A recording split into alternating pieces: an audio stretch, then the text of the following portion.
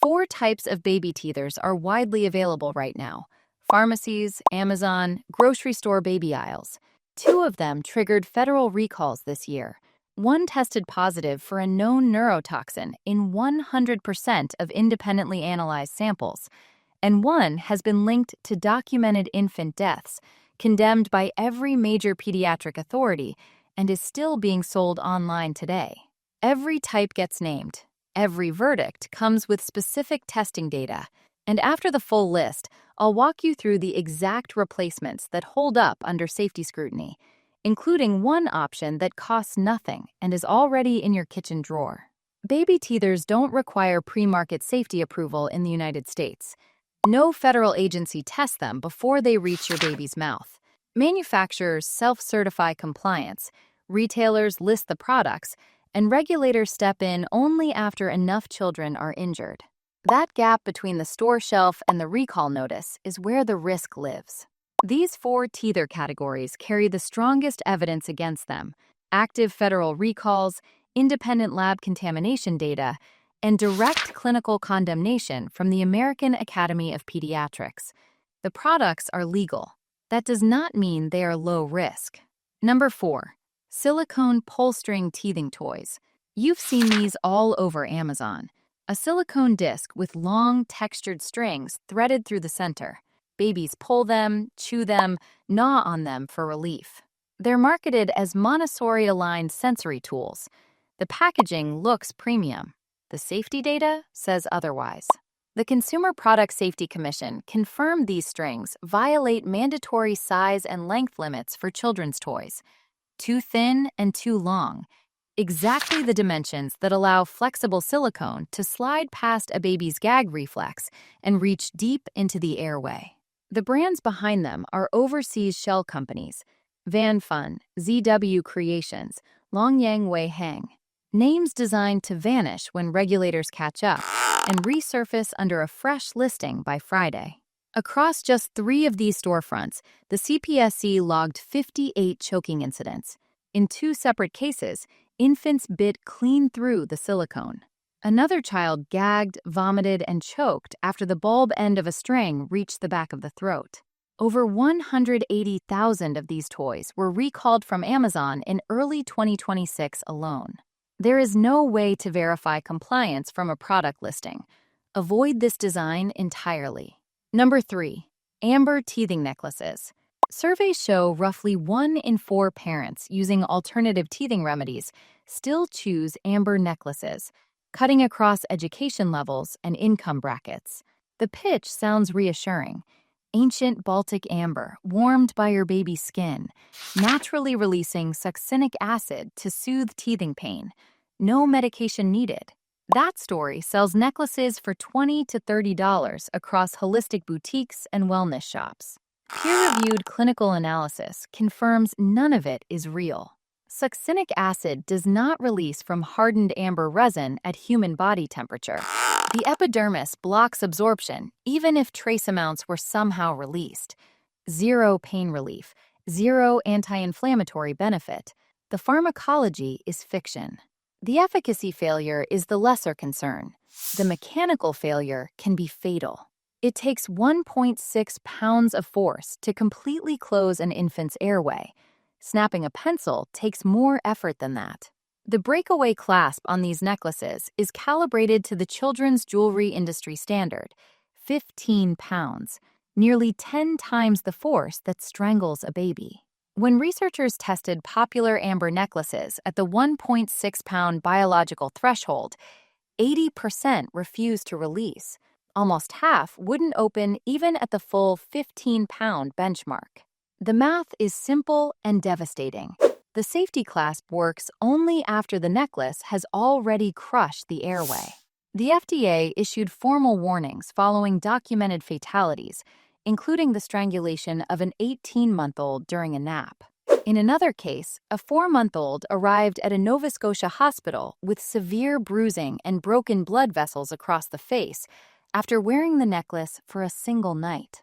The American Academy of Pediatrics bans all infant jewelry outright, regardless of supervision claims.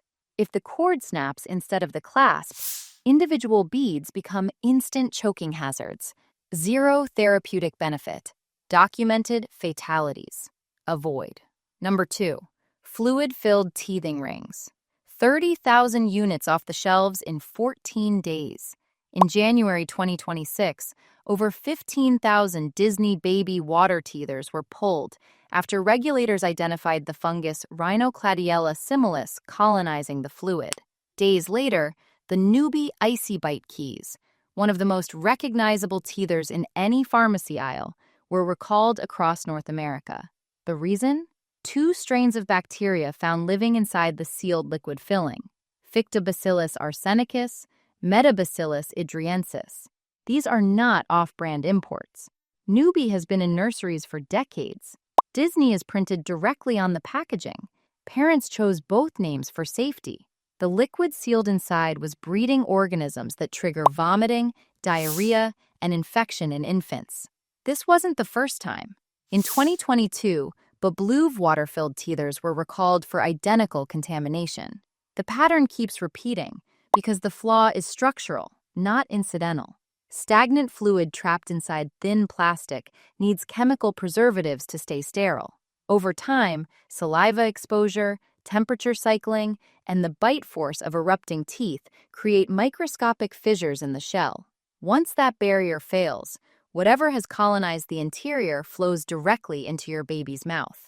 Consumer reports filed with the FDA describe the liquid developing chemical odors and visible floating debris, signs of active microbial growth only detectable after the contamination is already severe.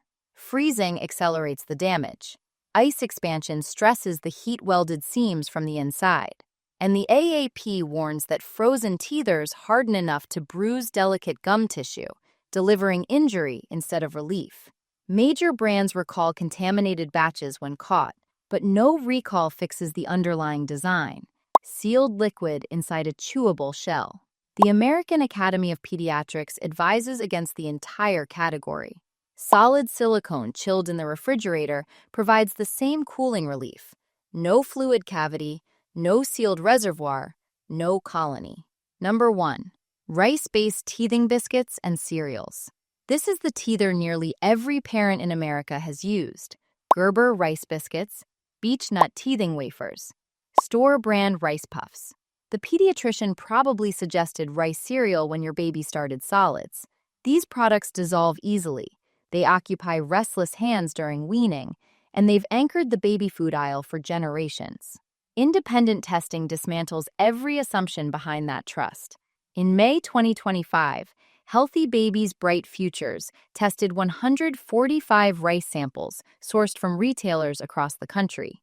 100% contained inorganic arsenic, not traces in a few, every single sample. Over 1 in 4 exceeded the FDA's own action limit of 100 parts per billion for infant rice cereal. Cadmium showed up in all but 1 sample across the entire cohort. Certain flavored rice varieties carried lead levels 32 times the aggregate average. This isn't a manufacturing defect a company can fix. Rice absorbs heavy metals from soil and water more aggressively than virtually any other grain. The contamination is built into the biology of the plant itself. No amount of corporate quality control eliminates what the crop draws from the earth. The FDA acknowledged this years ago through its Closer to Zero initiative, but the agency set an enforceable limit only for infant rice cereal, 100 parts per billion. No federal ceiling exists for the teething wafers, puffs, or flavored rice snacks shelved right next to it.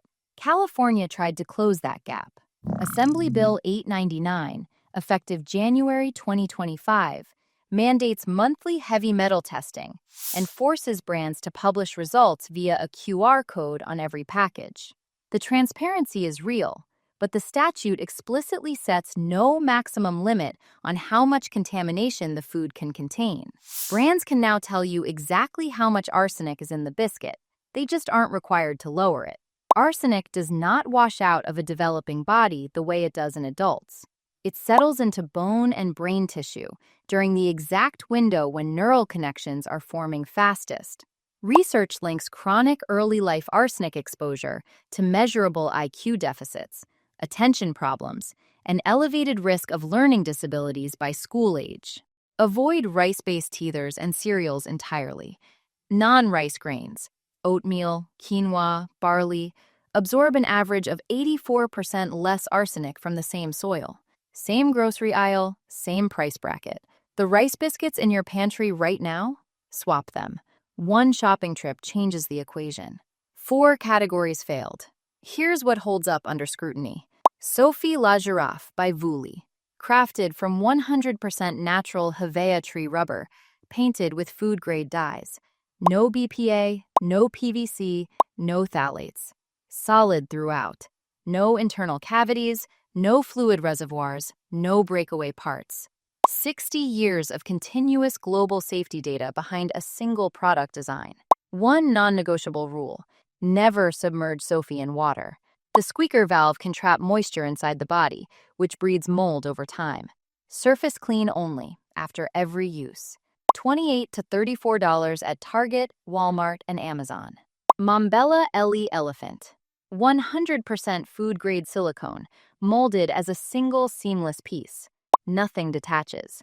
Nothing breaks off. Nothing small enough to present a choking risk. Handles the dishwasher, freezer, and sterilizer without any material breakdown. The pacifier-like shape works well for babies as young as 3 months. Around $10 on Amazon. Baby Banana Infant Teething Toothbrush. Single-piece, food-grade silicone shapes like a peeled banana, soft enough to massage sore gums safely, and the design doubles as an early introduction to brushing mechanics. $8 to $9 at Target, Amazon, and Walmart. For tighter budgets, 2 solid options. Nuby Silicone Teethe-eez. Solid silicone, BPA-free, with soft bristles designed to reach inflamed gum tissue. Around $5 at Walmart and Amazon. Trade-off: the bristled surface catches residue more easily than a smooth one, so thorough sterilization after every session matters. Haakaa Palm Teether. Quality silicone engineered to slip over the baby's hand, so it stays in their grip instead of bouncing off the floor 30 seconds after you hand it over. Around $12 at Target and Amazon. If no purchase teether fits the budget right now, a clean cotton washcloth handles the job. Soak it, wring it tight, chill it in the refrigerator, never the freezer, for half an hour. Cold fabric provides effective counterpressure against swollen gums with 0 risk. No cost, no toxins, no small parts. For edible teethers, replace any rice-based wafer with oat-based puffs or barley teething biscuits. Same soothing function, dramatically lower heavy metal exposure. When you're scanning labels, look for 100% food-grade silicone or 100% natural rubber, single-piece design, and CPSIA certified. If the packaging says cooling gel, water-filled, Baltic amber, PVC, or breakaway clasp, put it back. The certification that actually matters for this category is ASTMF 963-23, the current mandatory standard governing size, shape, and structural integrity for children's toys. If it's not referenced on the packaging, the product hasn't been verified against the dimensional limits designed to prevent choking. The marketing claim that means nothing: all natural. Baltic amber is natural. Arsenic in rice is natural. The word describes origin. It tells you nothing about safety. One more. BPA-free, stamped on a rigid plastic teether, isn't the reassurance it appears to be. Manufacturers frequently substitute BPA with structurally similar compounds, BPS, BPF, that carry the same endocrine-disrupting concerns. Solid silicone and natural rubber sidestep the question entirely. 4 teether categories, 4 verdicts. Pull string imports, recalled by the hundreds of thousands for bypassing basic airway safety limits. Amber necklaces, engineered with a clasp that requires 10 times the force needed to strangle a baby. Fluid-filled rings, breeding bacteria and fungi behind walls thin enough for new teeth to puncture. Rice biscuits, delivering cumulative arsenic to developing brains with every dissolved bite. The thread running through all 4 is identical: legal to sell, not safe to use. If any of these were in your nursery, what did you swap to? Drop your recommendation in the comments. Every safe alternative a parent shares here helps another family skip the guesswork. This is how we can all be safe.